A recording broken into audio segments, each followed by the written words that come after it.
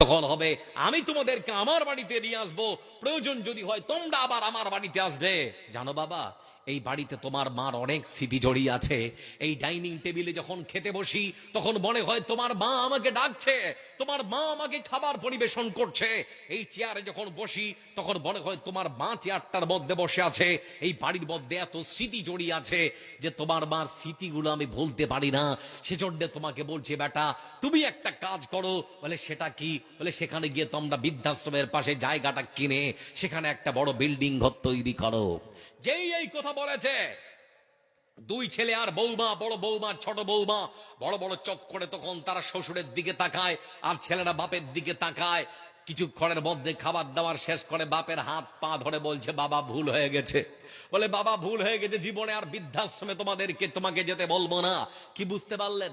আপনাকে শুধুমাত্র শেখাতে চাচ্ছি রাসূলের আদর্শে আপনার বাচ্চাকে সুশিক্ষা দিন।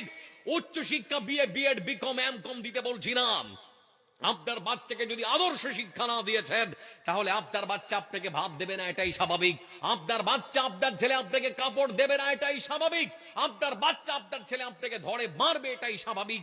আপনার বাচ্চা আপনাকে বৃদ্ধাশ্রমে রেখে আসবে, এটাই স্বাভাবিক। এজন্য কষ্ট করে হলো আপনার বাচ্চাকে সুশিক্ষা দিন, উচ্চ শিক্ষা দিতে হবে না। ভূমিকাতে বলেছিলাম আপনার বাচ্চার জন্য সম্পদ ছেড়ে যেতে হবে না, বাচ্চাটাকে সম্পদ বানিয়ে যেতে হবে। এই নীতি আদর্শ আপনার মনের মধ্যে আনতে হবে। কেমন করে রাসূলের আদর্শ আপনার মধ্যে, আপনার ছেলের মধ্যে নিয়ে আসা যায় তার চিন্তা ফিকির আপনাকে করতে হবে। এবার যে কয়েকজন বসে আছেন এবার আমার দিকে তাকান, এমন কিছু কথা বলবো আপনারা অবাক হয়ে যাবে। আর বলতে যাচ্ছি বন্ধু আমার, ইসলাম পৃথিবীর মানুষকে শিক্ষা দেয় সততা, নম্রতা, ভদ্রতা আর মানবতার। ইসলাম কখনো কোনো মানুষকে মারার শিক্ষা দিতে পারে না, অসম্ভব। এজন্য বন্ধু আমার, বিশ্বনবী সাল্লাল্লাহু আলাইহি ওয়াসাল্লাম তিনি মেরাজ করলেন, ঊর্ধ্বগমন বুররাক নামক জানে করে প্রথম দ্বিতীয় তৃতীয় চতুর্থ পঞ্চম ষষ্ঠ সপ্তম আকাশ সিদরাতুল মুনতাহা। আমার বন্ধুরা একদম শেষ পর্যায়ে পৌঁছে গিয়ে আল্লাহর কাছ থেকে তিনখানা স্পেশাল জিনিস নিয়ে এসেছেন। তার মধ্যে একটা হলো নামাজ। কি বললাম? সালাত। আজকে ফজর পড়েছেন কে কে? একটু হাত তুলুন। দু চারজন নাকি? হাত পড়েন দেখে। কেমন করে ঘুমাও তুমি, ফজর করে কাজা। এমন তো হতে পারে জহরে জানাজা মানুষ, এমন তো হতে পারে জহরে জানাজা। পারে না? পারে না? মুসলিম হয় না জন্ম নিলেই মুসলমানের ঘরে, কাফের মুমিন তফাৎ হয় নামাজের উপরে। মুসলিম হয় না জন্ম নিলেই মুসলমানের ঘরে, কাফের মুমিন তফাৎটা হয় নামাজের উপরে। এই জীবনে সালাত যেন, এই জীবনে নামাজ যেন হয় না কভু কাজা। এমনও তো হতে পারে জহরে জানাজা মানুষ, এমনও তো হতে পারে জহরে জানাজা। সবাই বলে নামাজ পড়বো ইনশাআল্লাহ, বলি ইনশাআল্লাহ। বলতে যাচ্ছি বন্ধু আমার, বিশ্বনবী সাল্লাল্লাহু আলাইহি ওয়াসাল্লাম 5 ওয়াক্তের নামাজ দিয়ে এসেছেন। তো মসজিদে সাহাবীদের সঙ্গে মাশওয়ারা হচ্ছে, সব কাজে মাশওয়ারা করবেন, ভালো কাজে সব সময় মাশওয়ারা করবেন, দশালি কাজে মাশওয়ারা করবেন। তো রাসূল সাহাবীদেরকে বলছেন আচ্ছা বলো তো দিন রাত 5 বার নামাজ পড়তে হবে, তো কিভাবে মানুষদেরকে মসজিদে ডাকা যায়, কিভাবে আহ্বান করা যায়? তো কেউ তখন বলছে হুজুর ফজরের যখন সময় হবে তখন আমরা কেউ ঢোল বাজাবো। আল্লাহ রাসূল বলছেন না, এটা ঠিক হবে না। কেউ বলছে যখন জোহরের সময় হবে আমরা তখন কেউ শঙ্খ ফুঁকাবো, বলে না এটাও ঠিক হবে না। কেউ আবার বলছে যখন আসরের সময় হবে তখন আমরা লোকড়ি জড়ো করে আগুন ধরাবো, ধোঁয়া দেখতে পাবে মানুষ, তখন বুঝবে আসরের সময় হচ্ছে, নামাজ পড়তে আসবে। বিশ্বনবী সাল্লাল্লাহু আলাইহি ওয়াসাল্লাম তিনি তখন বললেন আমার সাথীরা শুনে নাও, কোনটাই গ্রহণ করা হলো না। দিন চলে গেল, রাত চলে গেল।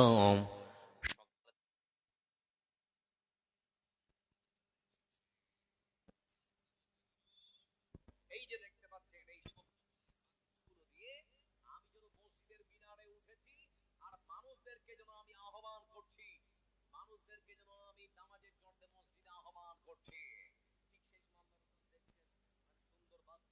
আজকে যে ভাষা আপনারা আযান দিচ্ছেন এই আযানের বাক্যগুলো উনি স্বপ্নে দেখেছেন, সেগুলো তিনি গ্রহণ করলেন।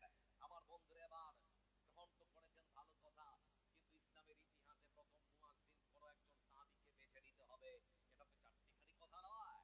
আমার বন্ধুরা, রাসূল সাল্লাল্লাহু আলাইহি ওয়াসাল্লাম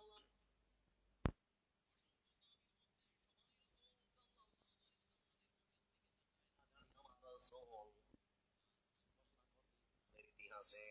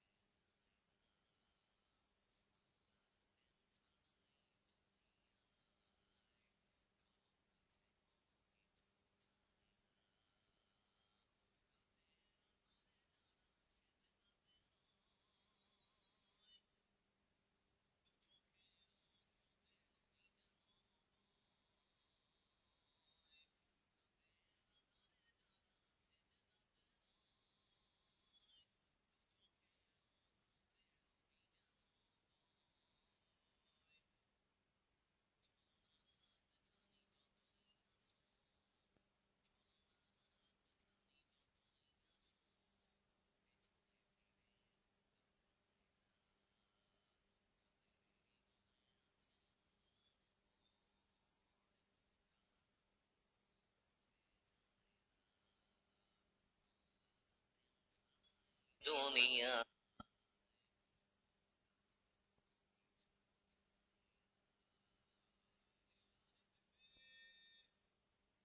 ভোল্টেজ শেষ নাকি আপনাদের? এজন্য রাসূল সাল্লাল্লাহু আলাইহি ওয়াসাল্লাম তিনি বলেন, ইন্নাল্লাহা লা ইয়ানজুরু ইলা সুওয়ারিকুম ওয়া আমওয়ালিকুম ওয়ালাকিন ইয়ানজুরু ইলা কুলুবিকুম ওয়া আমালিকুম। হাসরের ময়দানে কোন মানুষের চেহারা দেখা হবে না, ফর্সা না কালো, লম্বা না খাটো, মোটা না পাতলা, ধনী না গরিব। যেটা দেখা হবে বন্ধু আমার, সেটা হলো অন্তরে আল্লাহর ভয় ছিল না, ছিল না। এটা দেখা হবে শুধুমাত্র।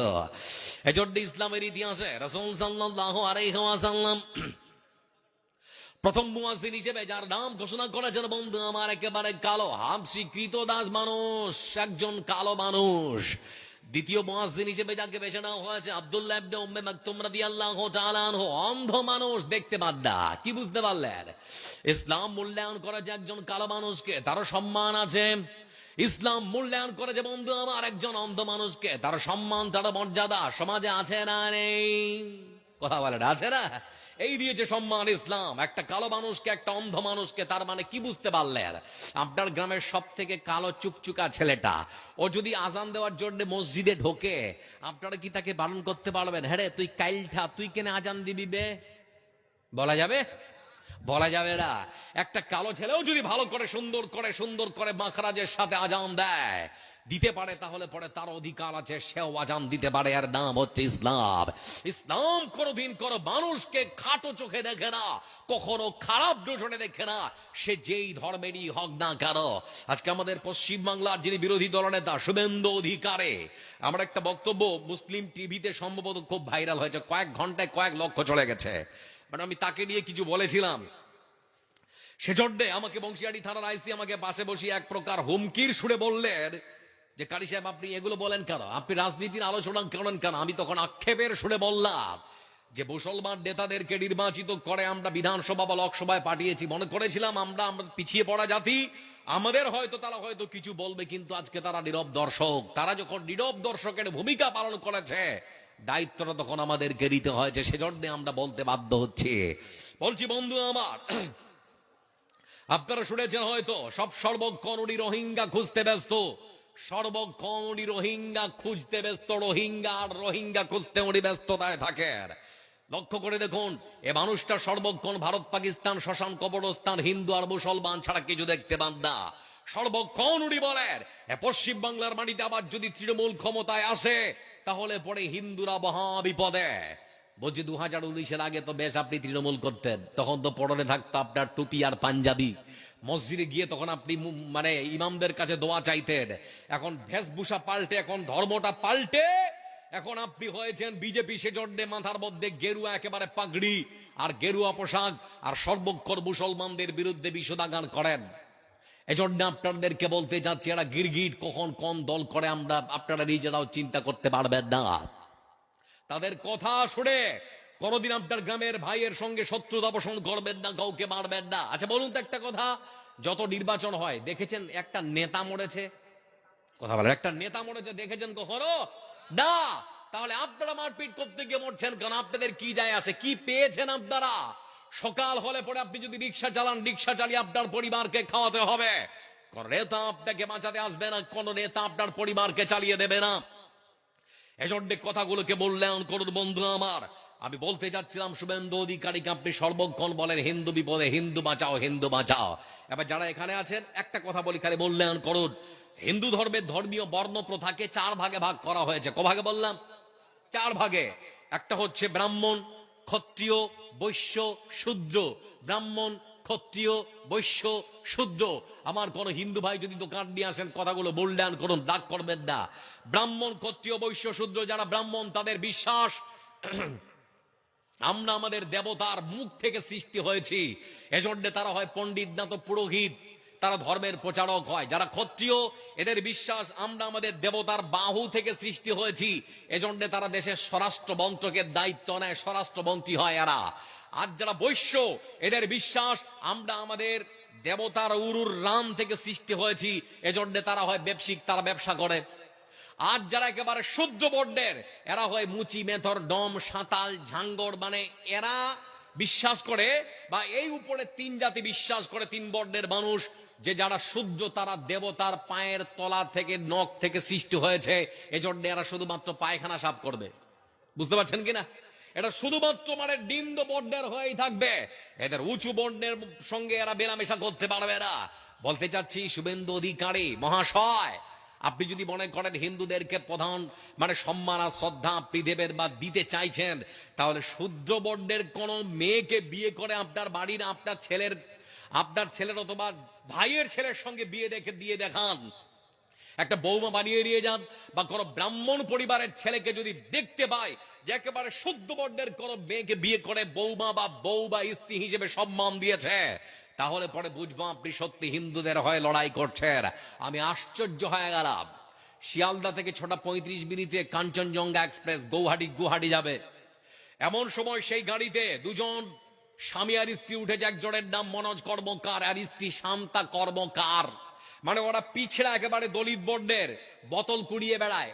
ওরা ওই বোলপুর শান্তিনিকেতন পার করে রামপুরহাট, ওই রামপুরহাটের স্টেশনের ঝুপড়িতে ওরা থাকে। তো মানে আপনাদের বর্ধমান স্টেশন ক্রস করে কাঞ্চনজঙ্ঘা যখন ছুটে চলেছে, স্ত্রী শান্তা কর্মকার স্বামী মনোজ কর্মকারকে বলছে, জানো আমার বুকটা খুব ব্যথা করছে, মনে হয় বাঁচবো না, মনে হয় বাঁচবো না। স্বামী তখন বলছে, ধ্যাত পাগলি, কিচ্ছু হবে না, সাহস করো, কিচ্ছু হবে না, সাহস করো। এমন সময় বন্ধু আমার কিছুক্ষণের মধ্যে তার স্ত্রী তার কলে ঢলে পড়লো। ট্রেনের মধ্যে অনেক হিন্দু ছিল কিন্তু কেউ এগিয়ে আসেনি, কেউ একটু ওষুধও দেয়নি। কেন? তারা বোতল কোড়ায় বলে তাদের শরীরে যদি আপনার শরীরটা লেগে যায় তাহলে জাত চলে যাবে, এই ভয়ে আপনি তাদেরকে সাহায্য করলেন না। কিছুক্ষণ পরে দেখলাম বোলপুর শান্তিনিকেতন যখন কাঞ্চনজঙ্ঘা এক্সপ্রেস এসে দাঁড়ালো, স্বামী মনোজ কর্মকার অনেক কষ্ট করে তার স্ত্রীর দেহটাকে টানতে টানতে নিচে নামালো।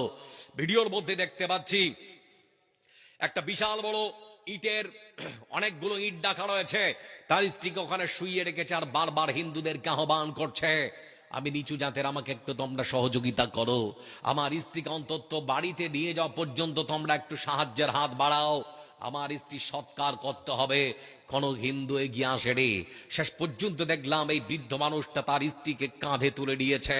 অনেক কষ্ট করে যখন কাঁধে নিয়ে যাচ্ছে, লোকচক্ষু থেকে বাঁচার জন্য RPF এসে তখন একটা ভ্যান ভাড়া করে দিল। আমার বলতে চাচ্ছিলাম, শুভেন্দু অধিকারী জি এই মানুষটাকে সাহায্যের জন্য হাত বাড়িয়ে দিতে পারলেন না? জাত চলে যেত, আপনার জাত চলে যেত, সেজন্য ভয় পাচ্ছিলেন, অচ্ছুত জাতি সেজন্য তো। আর সারাক্ষণ আপনারা শুধুমাত্র বলছেন হিন্দু খাতরে মে হ্যায়, তো হিন্দু তো মুসলমানদের সঙ্গে ভালোই বেশ মিলেমিশে আছে, আপনারাই তো তাদের জন্য বিপদের আসল কারণ হয়ে দাঁড়িয়েছেন। এবার আপনাকে বলি শুভেন্দু অধিকারী, আপনি দেখুন মুসলমান ইসলামের সৌন্দর্য, নদিয়ার তেহট্টে একটা শহরাঞ্চলে মসজিদ, সেই মসজিদে খুতবা পড়ছেন, সেই মসজিদের দায়িত্বপ্রাপ্ত যিনি ইমাম সাহেব, খুতবা চলছে, আর এমন সময় মসজিদের বাইরে দেখতে পাচ্ছেন একজন বয়স্ক মানুষ আর একজন মধ্যবয়স্ক যুবক, দুজন দাঁড়িয়ে আছে, তারা মসজিদের ভেতরে প্রবেশ করছে না। খুতবা শেষ হয়ে গেল বন্ধু আমার, নামাজও শেষ হয়ে গেল। নামাজ শেষ হয়ে যাওয়ার পর তিনি এবার বেরিয়ে আসলেন। আসার পর তিনি মধ্যবয়স্ক যুবক ছেলেকে জিজ্ঞেস করলেন, ভাই আমার সারাটাক্ষণ বাইরে দাঁড়িয়ে থাকলে কেন, নামাজ পড়লে না কেন? তখন বলছে, হুজুর আমরা যে হিন্দু, আমার নাম রাকেশ দাস, আর ওটা আমার চাচা হয়। বলে কেন এসেছো? বলে আমার চাচাকে নিয়ে এসেছি, আমরা শুনেছি আপনার এই মসজিদে নাকি মুসলমানের নামাজ পড়ার পর দুহাত ভরে মানুষদের দাম দেয়, সহযোগিতার হাত বাড়িয়ে দেয়। সেজন্য আমার চাচার একটা চোখ অপারেশন হয়েছে, আর একটা চোখ অপারেশন করতে হবে, সেজন্য অনেক টাকার প্রয়োজন। মানুষের সঙ্গে যখন আলোচনা করলাম, তারা বলল নদিয়ার তেহট্টে যে বড় জামে মসজিদ, সে মসজিদের বাইরে গিয়ে জুমার দিনে দাঁড়াবে, মুসলমানেরা তোমাদেরকে দুহাত ভরে তারা দান করবে। এজন্যই ছুটে আসলাম। আমার বন্ধুরা তারা যাতে হিন্দু হতে পারে, কিন্তু সেই মসজিদের ইমাম সাহেব তাদেরকে মসজিদের বাইরে দাঁড়িয়ে থাকতে তিনি দেখতে পারলেন না।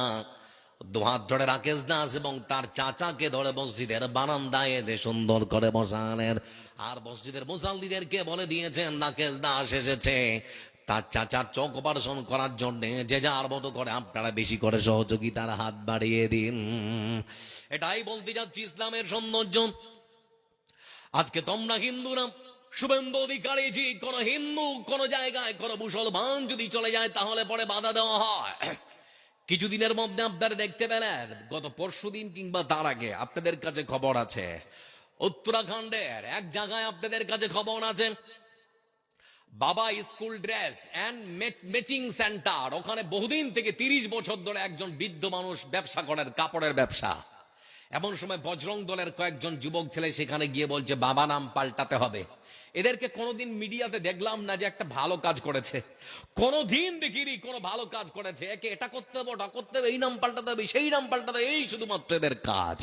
আমার বন্ধুরা ঠিক সেই সময় যখন জড়ালো আবেদন করা হচ্ছে বাবা নাম পাল্টাবেন কি পাল্টাবেন না, এমন সময় পাশে জিমঘর থেকে বেরিয়ে আসছেন একজন মানুষ যার নাম দীপক কুমার। কিন্তু উনি যখন এসে জড়ালো প্রতিবাদ করছেন, বলে কেন? বলে বাবা হচ্ছে আমাদের ধর্মগুরু, সেজন্য বাবা মুসলমানদের কেউ নয়, তাদেরকে নাম পাল্টাতে হবে। এমন সময় দীপক তিনি প্রতিবাদ করলেন, 30 বছর ধরে এখানে ব্যবসা করছেন, আমি দেখেছি, আমার বাবা দেখেছে, এ নাম পরিবর্তন করা যাবে না। তারপরেও জোরালো আবেদন। ঠিক সেই সময় বজরং দলের কেউ জিজ্ঞেস করেছে তোমার পরিচয়? বলে আমার প্রথমত পরিচয় আমি একজন মানুষ। বলে না, তোমার নাম কি বলো? ঠিক সেই মুহূর্তে তিনি দীপক কুমার নাম পরিচয় না দিয়ে তিনি বললেন আমার নাম মোহাম্মদ দীপক, আমার নাম মোহাম্মদ দীপক। আমার বন্ধুরা লক্ষ্য করে দেখুন, সম্মান কাকে বলে? যে মানুষটাকে দড়িয়া চিনত না, ক্ষণিকের মধ্যে সে মানুষটাকে দড়িয়া চিনেছে। যে মানুষটার ফেসবুক ফ্রেন্ড ছিল মাত্র কয়েক হাজার, কয়েক ঘন্টার মধ্যে দেখলাম কয়েক লক্ষ মিলিয়ন পর্যন্ত পৌঁছে গেছে। সম্মান দেওয়ার মালিককে, সম্মান ছিনিয়ে নেওয়ার মালিককে? অপার বাংলার শেখ হাসিনা 17 বছর ধরে চেয়ারে বসে আছেন। ছাত্ররা শুধুমাত্র চেয়েছিল কটা সংস্কার হোক, কিন্তু উনি বললেন যে না, হবে না, কটা সংস্কার হবে না, যেরকম আছে সেরকমই চলবে। আমার বন্ধুরা, তিনি হয়তো ভেবেছিলেন এত বড় দল, এত বড় সংগঠন, এত বড় আমার দল, কে আমাকে নামাবে ক্ষমতা থেকে? কিন্তু দেশের জনগণ, ছাত্র জনতার গণবিক্ষোভের মুখে দেশ ত্যাগ করতে বাধ্য হলো। বর্তমান ভারতবর্ষের রাজধানী দিল্লিতে এসে আশ্রয় দিয়েছে। খবর আছে না আপনাদের কাছে? খবর আছে। এজন্য অহংকার কখনো করবেন না, রাসূলের আদর্শ আপনার মধ্যে নিয়ে আসতে হবে। লক্ষ্য করে দেখুন বন্ধু আমার, বলছিলাম আপনাদেরকে যে কথা, আমরা মুসলমানেরা সর্বক্ষণ তোমাদের সম্মান এবং শ্রদ্ধার নজরে দেখি, মসজিদের বাইরে থাকার জন্য মসজিদের ভেতরে নিয়ে গিয়ে তোমাদেরকে বসার জায়গা করে দেই। আর আমার মানসিক ভারসাম্যহীন ভাই ইয়াসির আহমদ কি অন্যায় করেছিল?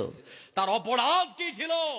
শুধুমাত্র অপরাধ এতটাই, ভারতবর্ষের রাজধানী দিল্লির নুগিকেরি হনুমান মন্দিরে যখন প্রসাদ বিলি হচ্ছিল, আমার মানসিক ভারসাম্যহীন আতখেপা আত পাগলা ও বুঝতে পারেনি, সেজন্য মন্দিরের বাইরে যখন প্রসাদ বিলি হচ্ছে হাতটা বাড়িয়ে দিয়েছে প্রসাদ খাওয়ার জন্য, প্রসাদ খেয়ে ফেলেছে মনের আনন্দে।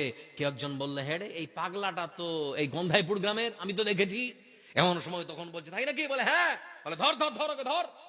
ধরেছে বন্ধু আমার, ধরার পর থেকে বেদম মারতে শুরু করলো, মারতে মারতে মারতে মারতে এত মারেছে, এত মেরেছে, কয়েক ঘন্টার মধ্যে রক্ত মানে বমির সঙ্গে রক্ত বেরোতে বেরোতে পৃথিবী থেকে বিদায় হয়ে গেল।